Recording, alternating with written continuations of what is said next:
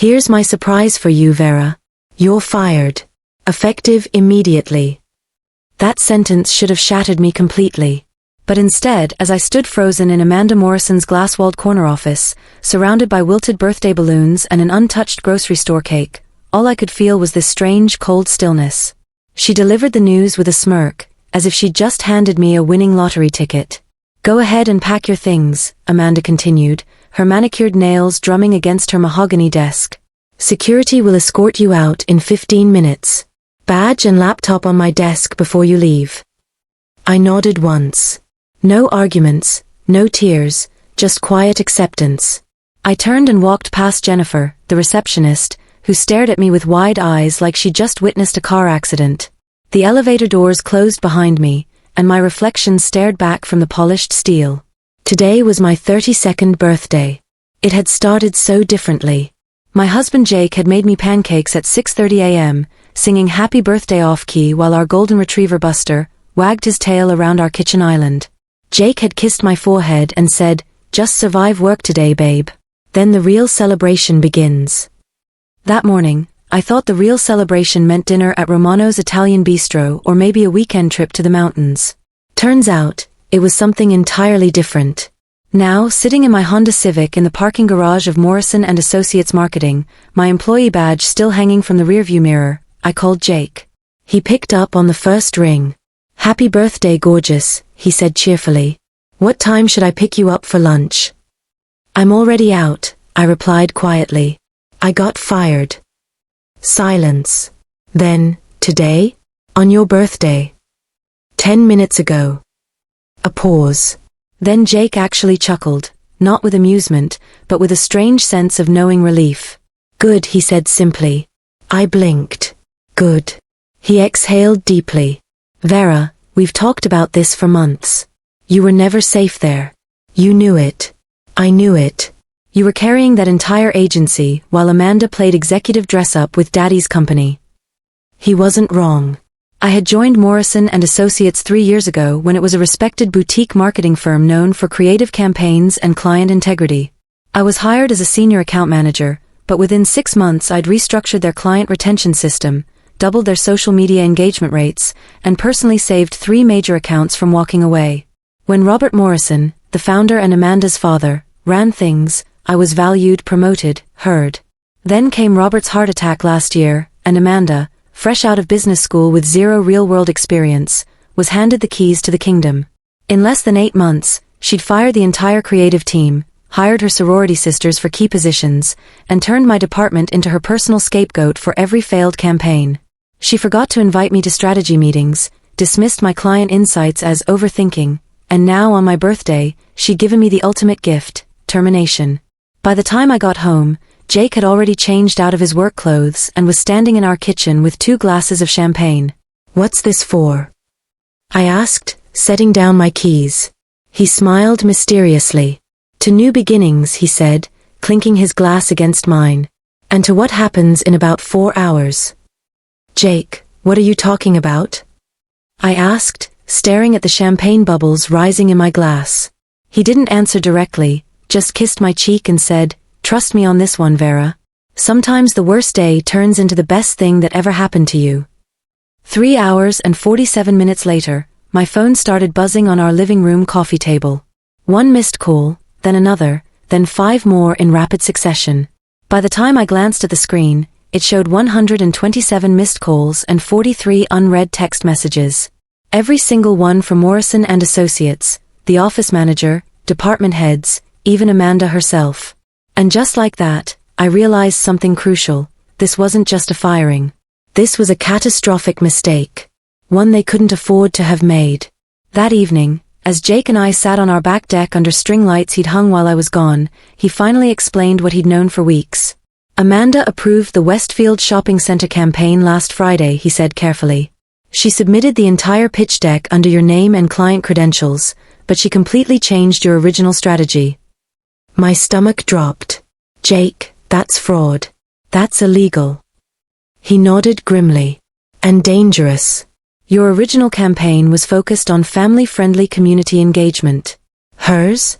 It's targeting college students with alcohol promotions and late-night party themes. My hands started trembling. The Westfield Shopping Center was a $2.8 million account, our biggest client. They'd specifically hired us because of my track record with family-oriented retail campaigns.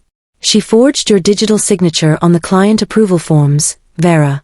She submitted everything Friday afternoon using your login credentials while you were in that all-day training seminar. That's when it hit me. By firing me, Amanda hadn't just removed a competent employee. She'd eliminated the only person who could defend the original strategy when everything inevitably went wrong. And trust me, with a campaign that misaligned with the client's core values, things would go spectacularly wrong. I barely slept that night. Not from sadness or anxiety, but from pure, focused anger. Fired on my birthday? Yes. But more than that, my name, my reputation, my professional integrity had been weaponized by someone who couldn't create a successful Instagram post without consulting Pinterest. Amanda had stolen my work, perverted my strategy, and forged my approval on a multi-million-dollar campaign that would destroy the client relationship I'd spent 2 years building. Now, with me out of the picture, there was no one left to answer questions when the client discovered the bait and switch. The next morning brought 89 new missed calls. The latest voicemail was from David Chun, our client services director, and he sounded panicked. Vera, I don't know what's happening, but the Westfield clients are furious. They're saying the campaign materials don't match what was promised. Amanda she's completely falling apart. The presentation is in 2 hours and she can't access any of your client notes. Please call me back. Please. I didn't call back.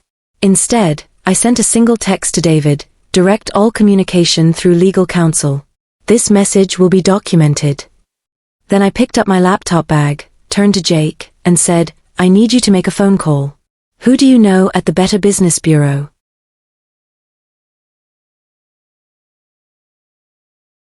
Jake didn't hesitate. My college roommate, Marcus Williams, works for the State Attorney General's office in the Consumer Protection Division.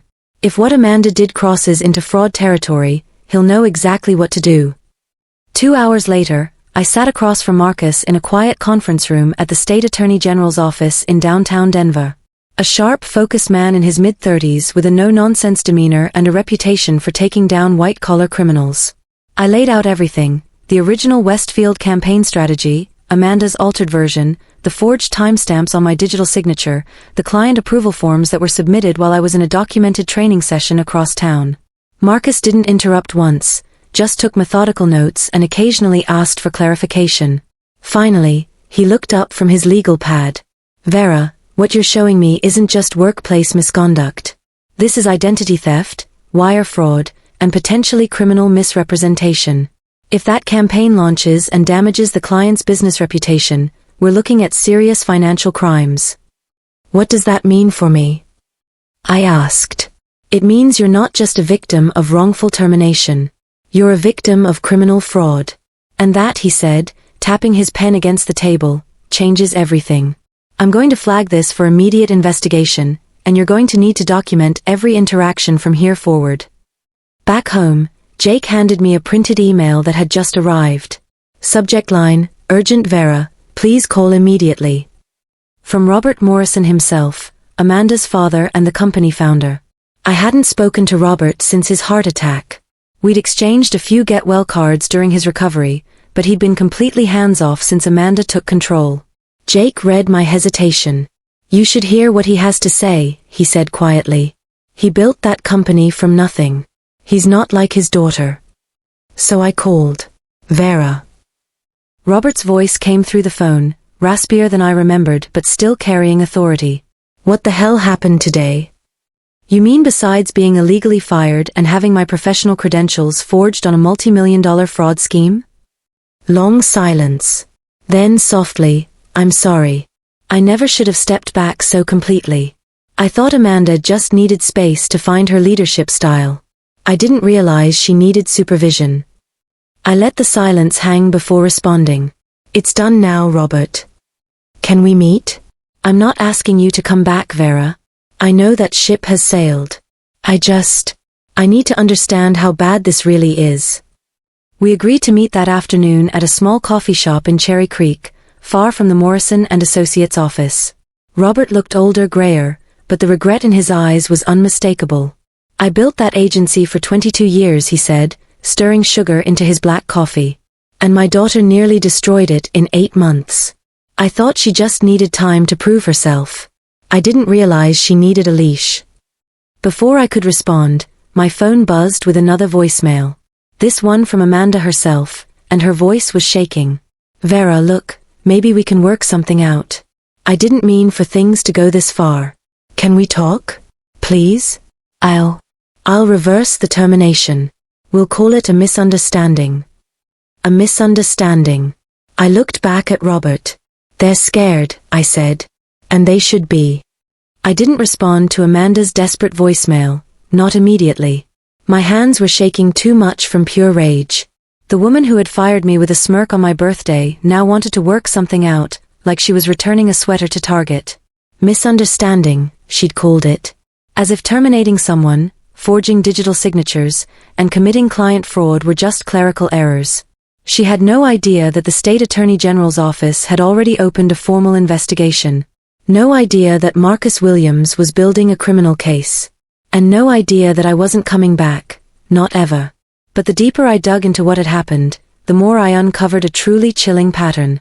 That evening, Jake sat across from me at our kitchen table with a stack of printed documents. "These are all the campaign approvals from the past 6 months, he said. "I pulled them from the client portal before your access got revoked." One by one, I spread out the campaign proposals. One by one, the pattern became crystal clear. Take my original strategies, water them down, cut the budgets, remove quality control measures, and rush them to market. And every time, there was a signature, mine or Tom Bradley's from Creative, or Linda Martinez from Client Services. Names of people who had no idea they were being used as rubber stamps. "The Westfield campaign wasn't the first," I whispered, staring at the evidence. "It was just the biggest." Jake nodded grimly. "We need to contact Tom and Linda. They deserve to know what's been done in their names." The next day, I met with both of them at a diner off Highway 36. Tom, a brilliant creative director with 15 years of experience, looked sick when I showed him the forged approvals. "She's been signing off on campaigns using my credentials for months," he said, his coffee growing cold. I wondered why clients kept complaining about execution quality. I thought maybe I was losing my touch. Linda was even more shaken. 3 of my biggest accounts have threatened to leave because of approved strategies I never saw. I've been working overtime trying to do damage control on campaigns I didn't even know existed. By Thursday morning, a local business journal ran the headline, "Whistleblower exposes systematic fraud at Denver marketing firm." My name wasn't mentioned, but the quotes and documentation were unmistakably mine. Within hours, the story was picked up by 3 more outlets. The Colorado Better Business Bureau issued a statement of deep concern. 2 major clients publicly announced they were reviewing their contracts. And Robert Morrison called again. "Vera, I don't blame you for going public, but Amanda, she's completely lost it. She fired 2 more people yesterday, claiming they were conspiring against her. The remaining staff is talking about walking out en masse." He paused. "The board of directors wants to meet with you. Not to ask you to come back, I know that's not happening, but to discuss how we can make this right." "Robert, I don't need an apology from a board that watched this happen and did nothing." "Then what do you want?" I didn't answer immediately, because honestly, I was still figuring that out. But as I hung up the phone, I realized something important. I didn't want to just expose what had happened. I wanted to build something better. Something that would make this kind of fraud impossible.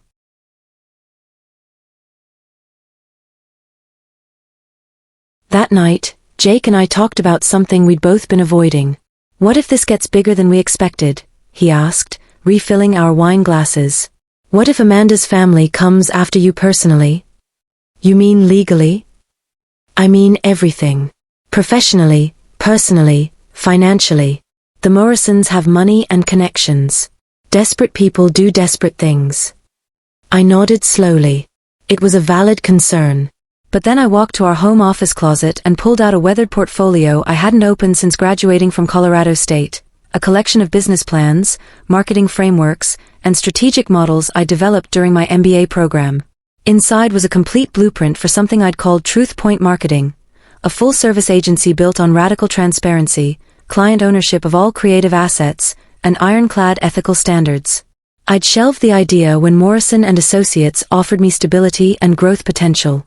But now it felt like destiny. I'm not just going to survive this, I told Jake, spreading out my old business plans. I'm going to use it.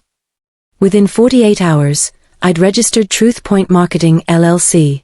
By the end of the week, I had my first consultation request, not from Morrison and Associates, obviously, but from their biggest competitor, Sterling Creative Group. They'd read between the lines of the news coverage and realized I was available. The meeting was at their downtown offices, a sleek space with floor-to-ceiling windows and modern art. The CEO, Patricia Langston, was direct and impressive. "We've been watching the Morrison situation unfold," she said. "Frankly, we've been trying to poach you for 2 years, but you seemed settled there." She slid a contract across the table. "We want to offer you a senior partner position, full creative control over 3 major accounts, and equity in the firm." It was generous. More than generous. But as I read through the terms, I realized something crucial. I didn't want to be an employee anymore, no matter how good the offer. "Patricia, I appreciate this more than you know. But I'm not looking for a job. I'm building something new." Her eyebrows raised. "Your own agency?" "A different kind of agency. One where clients own their creative assets, where every approval is documented and verified, where transparency isn't just a buzzword, it's legally guaranteed." Instead of being offended, Patricia smiled. "That's actually brilliant. What if Sterling became your first major client? We have 3 accounts that would be perfect for that kind of approach." Meanwhile, Morrison and Associates was imploding. Tom Bradley called me with updates that were both satisfying and genuinely concerning. "Amanda's barricaded herself in the office," he said.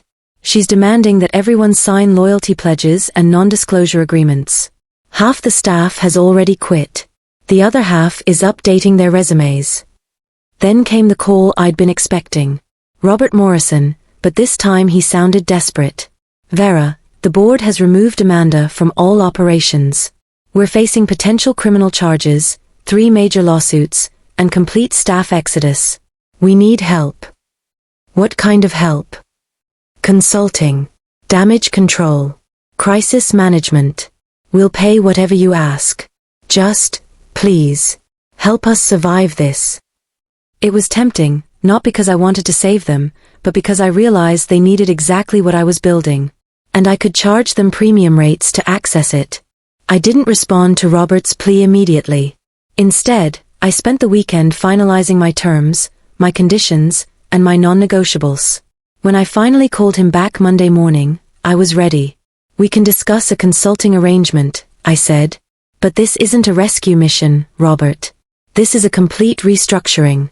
My way, my standards, my oversight." "What does that mean?" "It means Amanda completes a full professional ethics program that I design and supervise. It means every campaign, every client interaction, every signature goes through verification systems I create. And it means I report directly to your board of directors, not to management." Silence on the other end. Finally, "What's your rate?" I quoted a number that was 3 times my old salary. Robert didn't even negotiate. The meeting was set for Wednesday afternoon in a downtown conference room, neutral territory. I arrived in a black blazer and gray slacks, professional but not apologetic. I wasn't there to beg for anything. Robert arrived with 2 board members and the company's attorney. "No Amanda. Where is she?" I asked, not bothering with pleasantries. "Suspended pending the ethics investigation," Robert replied. "She's not in a good place mentally." I nodded once and slid my contract across the table. "This is non-negotiable. I create an entirely new compliance system. I audit every project from the past year. I rebuild your client relationships. And most importantly, I retrain every employee, starting with Amanda." The attorney frowned. "You want to supervise the owner's daughter?" "I want to educate someone who clearly doesn't understand the difference between marketing and fraud. If she's going to represent this company, she needs to learn how to do it legally." 20 minutes later, I had a signed agreement. Not employment, partnership. They needed me more than I needed them, and this time, the power dynamic reflected that reality. But I wasn't done. That Friday, I requested a face-to-face meeting with Amanda. Robert arranged it at his home office, neutral ground where she might feel less defensive. Amanda looked terrible. Gone was the polished executive persona, replaced by someone who clearly hadn't slept in days.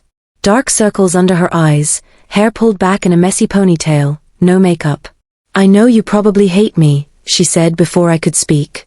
"I don't hate you, Amanda. I'm disappointed in you. There's a difference." She looked up, surprised by my tone. "You had every advantage," I continued. "Your father built an incredible company. You had experienced mentors, established client relationships, proven systems. And you threw it all away because you thought you knew better." Tears started forming in her eyes.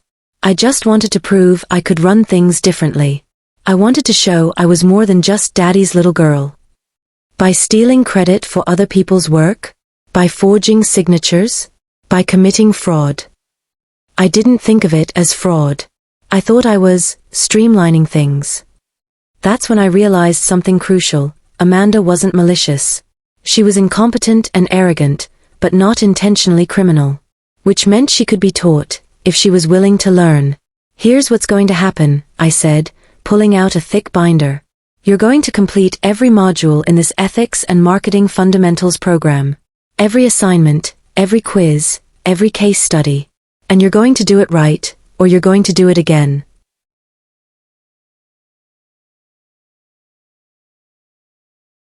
Six months later, I stood in the conference room of what was now called Morrison Truth Point Marketing, looking out at the team we'd rebuilt from the ground up.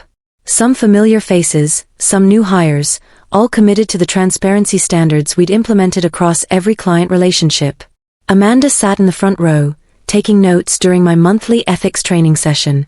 It had taken her 4 attempts to pass the advanced client relationship module, but she'd finally gotten it right. More importantly, she'd stopped trying to take shortcuts. The client approval process isn't bureaucracy, I was explaining to the group. It's protection. For them, for us, and for the integrity of the work we do. After the meeting, Amanda approached me with a folder in her hands. "The Henderson Restaurant Group campaign," she said. "I've completed the strategy, but I want you to review it before I submit anything." I opened the folder and scanned through her work. It was solid, not brilliant, but competent, ethical, and aligned with the client's actual needs. More importantly, every source was cited, every claim was documented, and every approval timeline was realistic. "This is good work, Amanda. Submit it to the client for review." She smiled, not the smug expression I remembered, but something genuine and earned. Later that day, Robert knocked on my office door. "Got a minute?" He handed me a letter from the Better Business Bureau. Morrison Truth Point Marketing had received their highest rating for ethical business practices. We were being featured as a case study in their quarterly publication. "Vera, I owe you more than I can ever repay," he said. "You didn't just save the company. You saved my daughter from becoming someone I wouldn't recognize." I nodded, but my attention was caught by my computer screen, where I had 3 new consultation requests from agencies across Colorado wanting to implement our transparency protocols. TruthPoint wasn't just a marketing agency anymore. It was becoming a model. That evening, Jake and I sat on our back deck, the same spot where he'd first told me about Amanda's fraud scheme. Our rescue dog Buster was older now, grayer around the muzzle, but still happy to lie at our feet while we watched the sunset. "You know what today is?" Jake asked. I looked at him curiously. "It's been exactly 1 year since Amanda fired you." I'd completely forgotten. A year ago, that day had felt like the end of everything. Now it felt like ancient history. "If you could go back," Jake continued, "would you change anything?" I thought about it, really thought about it. The humiliation, the anger, the sleepless nights, the legal battles, the stress of starting over. "Not a single thing," I said finally. "Being fired was the best thing that ever happened to me." My phone buzzed with a text message. It was from Tom Bradley, who now ran creative for a startup in Austin, saw the BBB article. "So proud of what you built. You didn't just get revenge, you got justice." I smiled and set the phone aside. Because Tom was wrong about one thing, this wasn't revenge at all. This was something much better. This was showing everyone, including myself, what was possible when you refuse to accept other people's limitations. Sometimes the worst day of your life is actually the first day of your real life. You just have to be brave enough to build it.